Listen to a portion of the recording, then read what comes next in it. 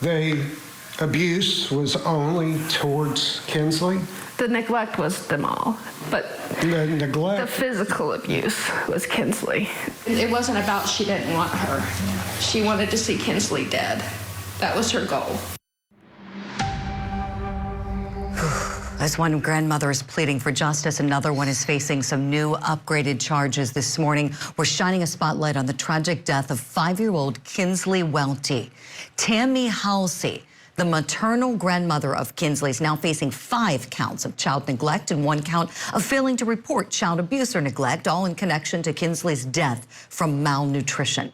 The probable cause affidavit filed in late May includes some Facebook messages between Halsey and Toni McClure, who's Kinsleigh's mother. Messages that reveal Halsey's alleged participation in the abuse of Kinsleigh. Now, Kinsleigh was found covered in feces and bugs crawling on her head and her face. She weighed more as a 2.5-year-old than she did as a 5-year-old. I want to bring in my guest and talk about this. Still with me, psychologist Dr. Sue Kornbluth and criminal defense attorney and former prosecutor Franz Borghardt. I want to show you both some of these messages that police obtained between grandma and mom. So here we go. Tammy Halsey, it's the no sleep and have to work on Monday. Do your duct tape thing. Sleep. I won't ask again. Let's keep going there. Then in September, Kinsleigh has damn near got that door pushed open. And then grandma responds, tape her ass down. Oh, that's lovely. Let's listen to some more. Kinsleigh broke the lock on the door and the, bad word, was in her pants. She shoved under the couch. Tie her expletive ass up. This is sickening. Just sickening. Mom and grandma. 2 people are supposed to love this child. Dr. Sue, go right ahead, please. I'm sick as you are over this case. I was when it broke. When I learned that the grandmother was involved, it even made me sicker. But look, apples don't fall far from the tree. And I believe that Toni, who is her daughter, learned this kind of abuse from her mother, who is the grandmother. And it's clear as day that they were in this together, telling her to duct tape her to the bed. And I believe the grandmother even did that, Julie, when she was watching her. This evidence is extremely damaging. These 2 individuals are extremely mentally ill. And the grandmother, in my opinion, belongs in jail. I'm with you. And there's a legal aspect to this, too, pertaining to grandma, because she thought about getting some help for Kinsleigh. Franz, I want to go to you on this. I want to show you what we pulled from the probable cause affidavit. Tammy is saying she thought about calling the police or getting Kinsleigh some medical attention, but never did, because she didn't want her daughter to lose custody of her other kids. Franz, I can't with this. Your thoughts? So this is just, I mean, it's crazy, right? Like, who duct tapes kids down, let alone who messages in a casual manner doing it? It's insane. Now, here's the question. Does grandma have less culpability because it's not her biological child? I'm not saying that's her defense. I'm just saying, at some point, do these 2 point the finger at each other? Does daughter say, look, I learned it from watching her. It's not an excuse, but maybe it's somewhat of a mitigator? Because again, like the good doctor said, the apple doesn't fall far from the tree. I just don't know that either of these guys are going to get any kind of quarter, and I agree. I think they're going to end up in jail with extended sentences. Let's take another look at the probable cause affidavit. This pertains to mom here. So apparently that she knew she had failed Kinsleigh. She knew she had done the bare minimum, stated that she knew that everything she had done to Kinsleigh was wrong.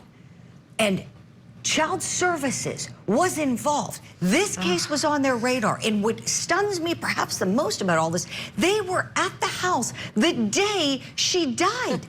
Dr. Sue, what do you think when you hear this? Julie, it's appalling that you can go into a home and then leave knowing we think that abuse has been going on. They were called to the home many times before that.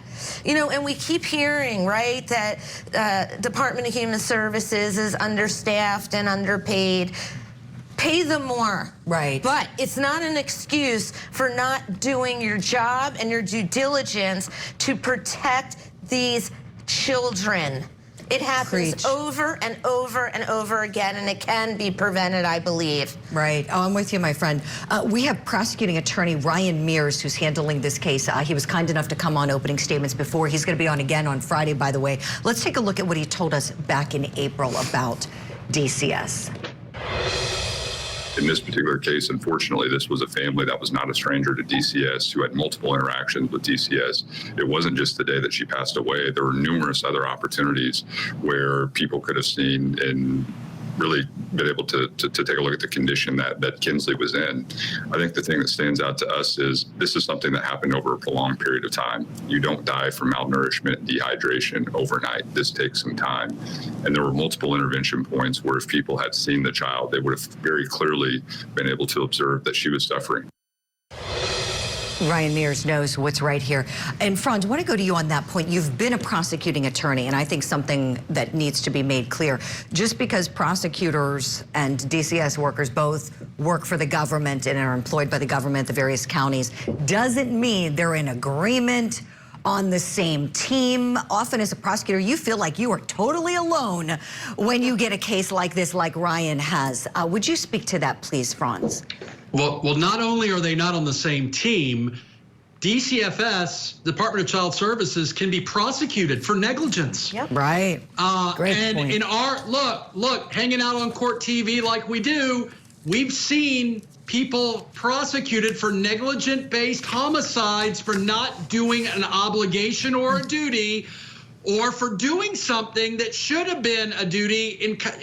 Guys, I cannot believe there's not a third defendant in this one, and that's Child Services. I think you can prosecute the caseworker for failing to step in. No, they shouldn't have the same level of culpability, but man, oh man, this seems like the case, right? Yes. Excellent point. Franz Burkhardt, thank you for that. We've got to leave it there, but stay tuned for that. Maybe that's something we're seeing, and Franz called it first. And Franz, we got to say goodbye to you, let you get off to court. Thank you so much for everything this morning. Dr. Seuss coming with us. When we come back, we're revisiting this case. Oh, I want to let you know something. We're revisiting this case on Friday, as I mentioned. The lead prosecutor is going to be joining me live here on Opening Statements as we continue on this show to be a voice for victims. That is our goal right here, as you know, my friends.